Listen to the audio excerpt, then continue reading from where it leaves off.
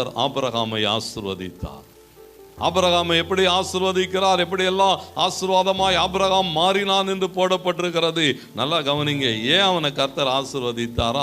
ஆண்டவர் சொன்ன வார்த்தையின்படி புறப்பட்டு போகிறான். ஆண்டவருடைய வார்த்தைக்கு கீழ்ப்படுகிறான். என்ன செய்ய சொன்னாலும் சொல்லுகிறான், எங்க போக சொன்னாலும் போகிறான், எதை விட சொன்னாலும் விடுகிறான். ஏன்னா என் தேவன் ஒன்றை செய்ய சொல்லுகிற போது. ஏன் இன்னைக்கு ஆசீர்வாதமா இல்ல?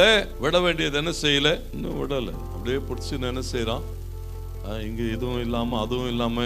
ஆபிரகாம் கிட்ட சொன்னார், ஆபிரகாமே விட வேண்டியதெல்லாம் விட்டுட்டு போக வேண்டிய இடத்தை நோக்கி போ என்று சொன்ன போது வேதம் சொல்லுகிறது, பவுல் பதிவு செய்கிறார், ஆபிரகாம் தான் அழைக்கப்பட்ட போது, தான் சுதந்திரமாக பெற்றுக்கொள்ளும்படியாக ஒரு இடத்துக்கு போகும்படி அழைக்கப்பட்ட போது எங்க போறோன்னே தெரியாதான். என்னது போனோன்னு என்ன செய்தானா?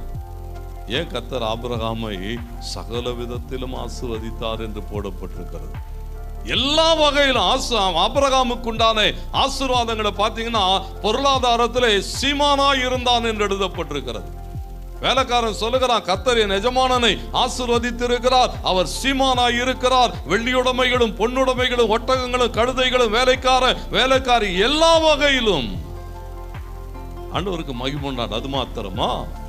சரீர பிரகாரமாய் வாய்ப்புகளே இல்லைன்னு சொல்லப்பட்ட இடத்துல கர்த்தர் ஆபிரகாமை ஆசீர்வதித்தார். அவனுடைய சரீரம் செத்து போன ஒரு நிலைமையிலே, அவனுடைய மனைவியினுடைய கர்ப்பம் செத்து போன நிலைமையிலே கர்த்தர் அவனை ஆசீர்வதித்து அவனை பலத்த ஜாதியாய் மாற்றினார். சரீர பிரகாரமாய் ஆசீர்வதிக்கிறார். தேவனுக்கு மகிமுண்டாட்டம். ஆவிக்குரிய நிலைமையில நீங்க எல்லாம் அவனை பார்த்தீங்கன்னு சொன்னா வசனம் சொல்லுகிறது, ஒரு பெரிய யுத்தத்துக்கு போய் திரும்பி வருகிறான். எல்லாவற்றையும் கொள்ளையாடி கொண்டு வருகிற போது அதெல்லாம் திருப்பி கொண்டு வருகிறான். கர்த்தருக்கு மகிமுண்டாட்டம். லோத்துக்கும் எல்லாவற்றையும் திருப்பி கொண்டு வருகிற போது அந்த வேத பகுதி சொல்லுகிறது, அவன் சொல்லுகிறான், கர்த்தர் என்னை ஆசீர்வதிப்பார், உனக்கு உண்டானவைகளிலிருந்து நான் என்ன செய்ய மாட்டேன், ஒரு பாதரட்சையின் வாரை கூட எடுத்துக்கொள்ள மாட்டேன். தேவனை குறித்த அறிவு, ஆண்டவருக்கு மகிமை உண்டாகட்டும். தேவனோடு கூட இடைப்படுகிற அனுபவம், தனக்குண்டான எல்லாவற்றிலும் தசமாக செலுத்துகிற அனுபவம், ஆவிக்குரிய நிலைமையிலே கர்த்தருக்கு மகிமை உண்டான விசுவாசத்திலே.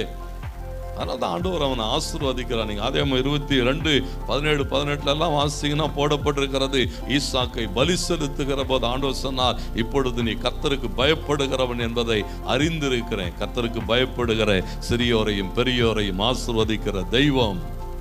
அப்போ நல்லா கவனிங்க, தேவன் நம்மை ஆசீர்வதிக்க விரும்புகிறார்.